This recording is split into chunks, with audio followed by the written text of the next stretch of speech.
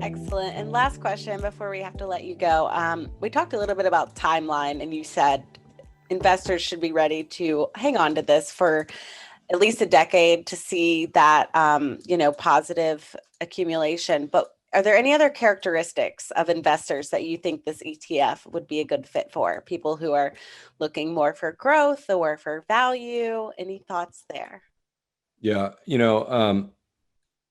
all the different cannabis funds have different flavors, and that's fine. Some people want exposure to the multi-state operators. Some people, ours has a tilt towards a little bit about tobacco. Do you know there's not a single tobacco fund in existence in the US, which I find to be very surprising. So I think there's a lot of opportunity. Those stocks mostly been cut in half since 2017 too. And some of those on the kind of barbell exposure sporting 5 to 10% yields in a world where treasuries are less than 1. Real quick about time horizon. I often talk to clients. We have over 60,000 investors, and I talk to clients and they'll ask me something and they'll talk about one of our funds and they'll say, Meb, I buy your fund. It's not doing well. I've held it for 6 months. I'm going to give it a few more months. We'll see how it goes. And I say, oh no, it can get way worse than that. And they kind of laugh awkwardly and they're like, well, how long should I give it? And I used to say 10 years and they would laugh even more awkwardly thinking I'm joking. And now I actually say 20 years. And let me explain why. If you're going to do an active approach, move away from the market cap weighted index, which is free, essentially free in 2020. It's about 5 basis points to get a world index. Then you better be pretty weird and different and have a long-term time horizon. And real quick, why?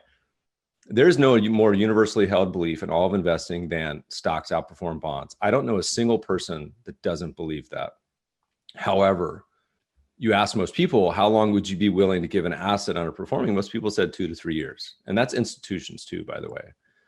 Stocks at one point this year in March versus the long bond in the US had gone 40 years of similar performance.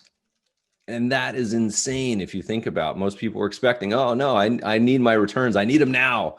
So if you think about something as crazy as cannabis, which is an extremely concentrated sector that's pretty small, and then most people are thinking about next week, next month, forget about it. You guys have me back on in 2030. We'll do this again. It'll probably be on holograms or teleporting somewhere. But we'll talk about how cannabis is done then. So long-term perspective, put it in a lockbox and put it away for a decade.